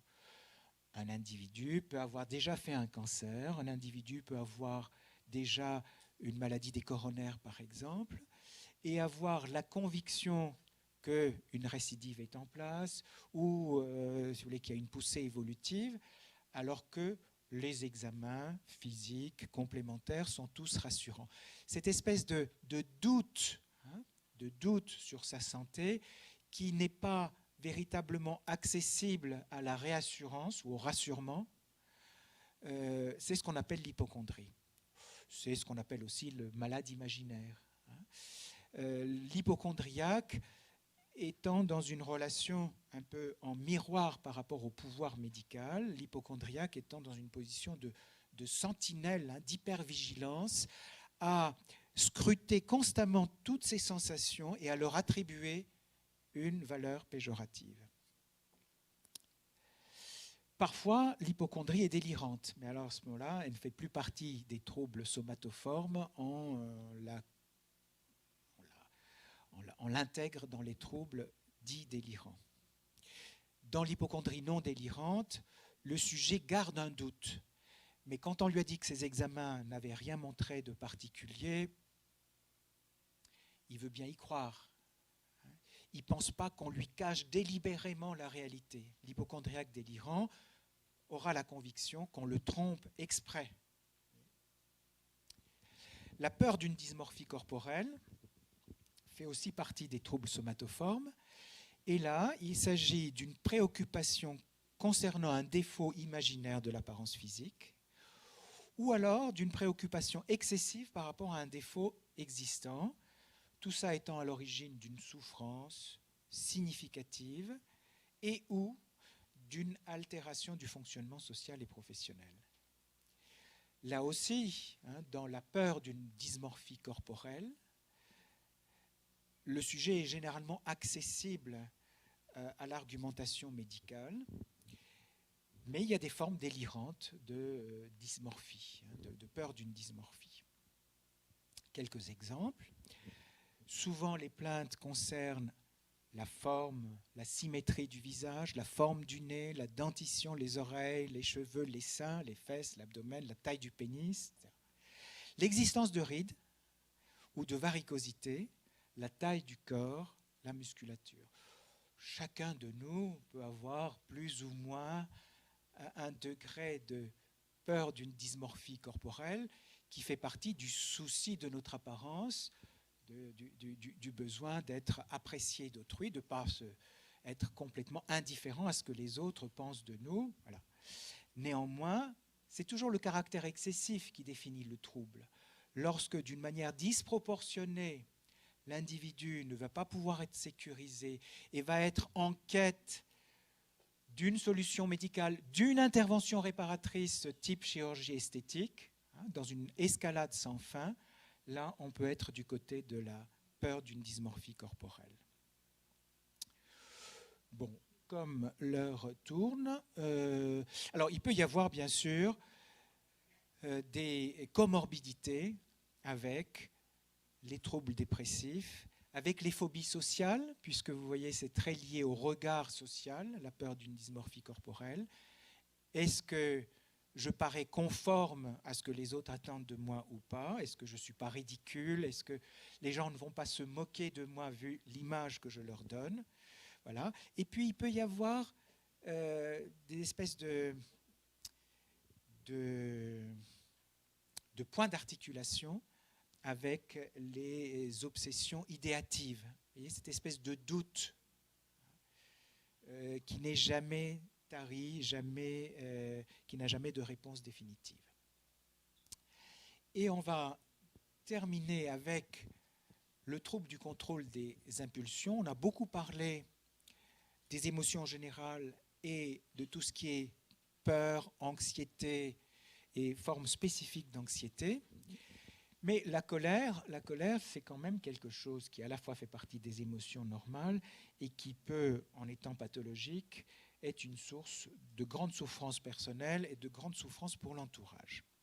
La colère, c'est une émotion négative qui fait partie des mécanismes d'adaptation à fonction défensive.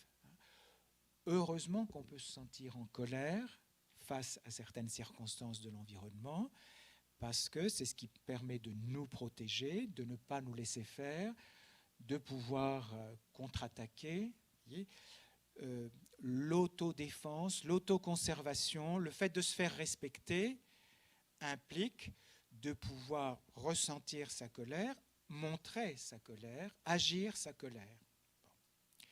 La colère fait généralement suite à une frustration, on voulait quelque chose, on n'a pas ce qu'on souhaitait, à une offense, l'attitude de quelqu'un d'autre est vécue comme un manque de respect ou une humiliation éventuellement volontaire, ou un préjudice, c'est-à-dire que ce que l'autre a fait nous prive de la possession de ce que nous avions ou nous prive d'un sentiment de sécurité.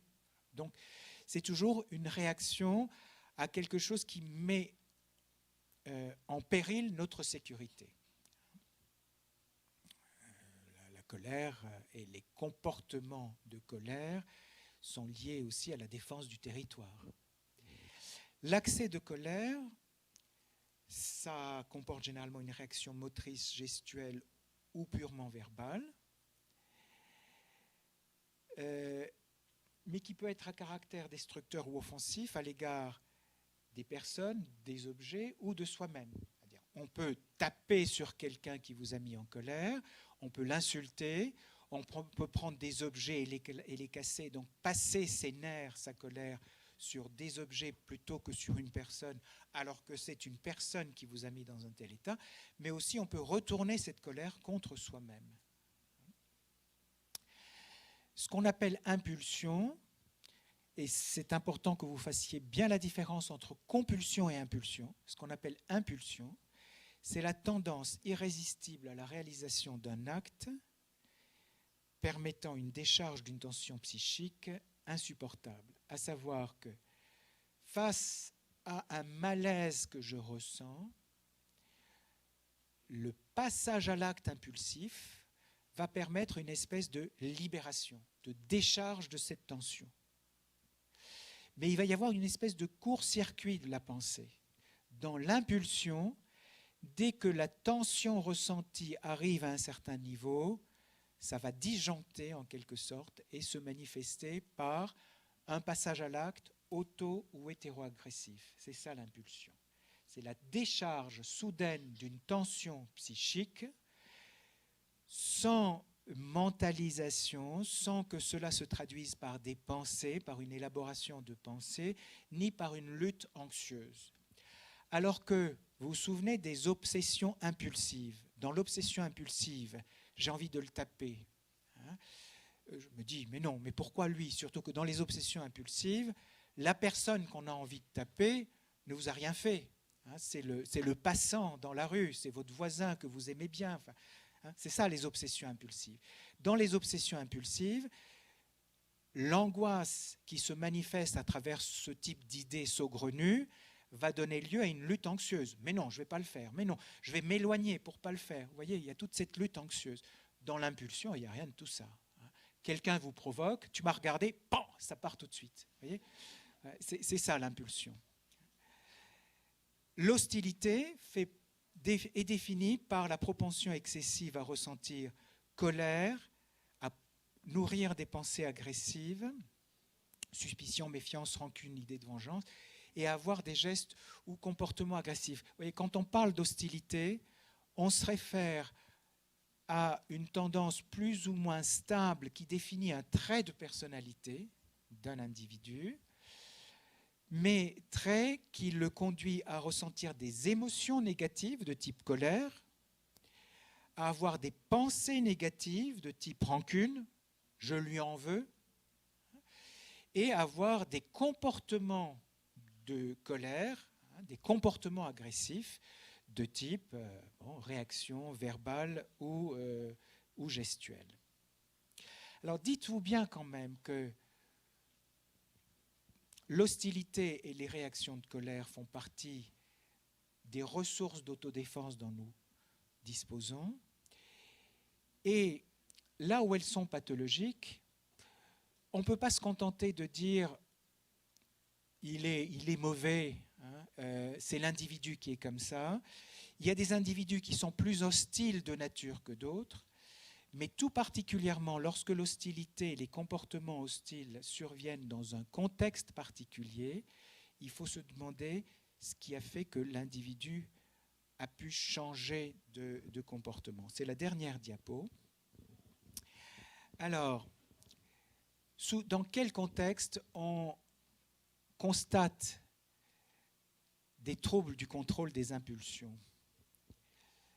Sous l'effet de substances facilitantes. La substance numéro 1 est bien entendu l'alcool. S'il y a une substance qui désinhibe, qui relâche ce contrôle de l'agressivité qui nous permet d'avoir des relations sociales correctes, c'est bien l'alcool.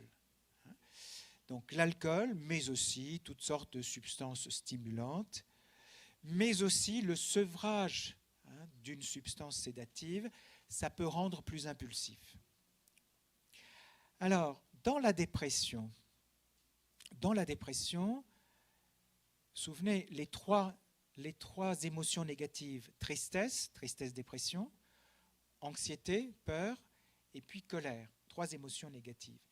Eh bien, ces 3 émotions négatives peuvent être rassemblées dans un syndrome dépressif. Un déprimé peut être plus ou moins anxieux et agité, vous vous souvenez, et un déprimé peut être plus ou moins hostile.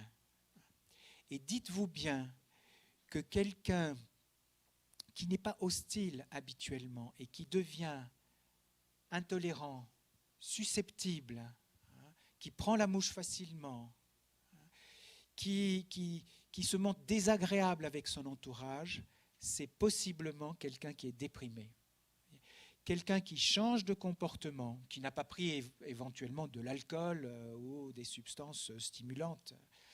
Donc quelqu'un qui change de comportement, même s'il n'exprime pas de la tristesse au premier plan, sachez que l'hostilité, l'irritabilité, l'agacement, l'intolérance doivent faire penser à un syndrome dépressif. Et puis bien sûr, la colère et l'hostilité dans la dépression peuvent se retourner contre soi sous forme de gestes auto-agressifs ou de passage à l'acte suicidaire. Dans l'excitation maniaque, il peut y avoir aussi de la colère. Ne croyez pas, mais ça je pense qu'on vous l'a dit, ne croyez pas que le maniaque est uniquement et constamment euphorique. La manie peut se manifester aussi par une irritation. Le maniaque ne supporte pas que les autres traînent. Pour lui, ça se passe tellement vite dans sa tête, il a envie que tout bouge, que les autres soient à sa merci. Bon. Et le maniaque peut être extrêmement intolérant aussi. Donc, dans les deux formes opposées de troubles de l'humeur, il peut y avoir colère, hostilité. Chez le psychopathe, bien sûr, mais là c'est par manque de sens moral et manque de sens de culpabilité qu'il va y avoir passage à l'acte impulsif, par intolérance à la frustration, et pas spécialement pour faire du mal à autrui, mais parce que le bonheur d'autrui importe moins que son propre bien-être personnel.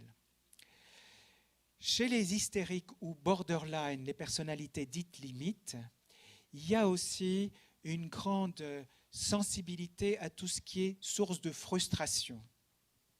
Ce n'est pas que les psychopathes qui supportent mal la frustration. Personne ne supporte bien la frustration. C'est normal de ne pas la supporter. Mais les hystériques et les borderline, tout particulièrement. Et ça peut donner lieu à de l'agressivité contre soi ou contre autrui. Automutilation, passage à l'acte suicidaire, scène, crise de colère, crise de nerfs, scène, voilà, qu'on voit chez les hystériques et les borderline. Chez le délirant, il peut y avoir trouble du contrôle des impulsions sous l'effet d'un délire pour fuir ses persécuteurs ou croire se défendre contre ses persécuteurs. On va tuer n'importe qui ou simplement agresser n'importe qui ne vous a rien fait parce qu'on attribue une intention malveillante à la personne. C'est de l'autodéfense, mais de l'autodéfense complètement mal placée et délirante, malheureusement. Dans les syndromes confusionnels, les gens sont éventuellement confus, en cas d'altération cognitive chez le dément, et puis l'enfant, dont la maturation est encore en progrès, est particulièrement sensible aux frustrations. Et bon, quand on fait une colère, on a tendance souvent à dire que c'est puéril parce que c'est le mode d'expression privilégié des enfants. Et sachez aussi que dans certaines formes de crise d'épilepsie ou au décours d'une crise d'épilepsie, il peut y avoir aussi des comportements impulsifs, mais qui là sont d'origine organique et il faut toujours penser à l'origine organique. Voilà, on a fait le tour, on a pris notre temps, mais c'est un cours qui était important pour la sémiologie.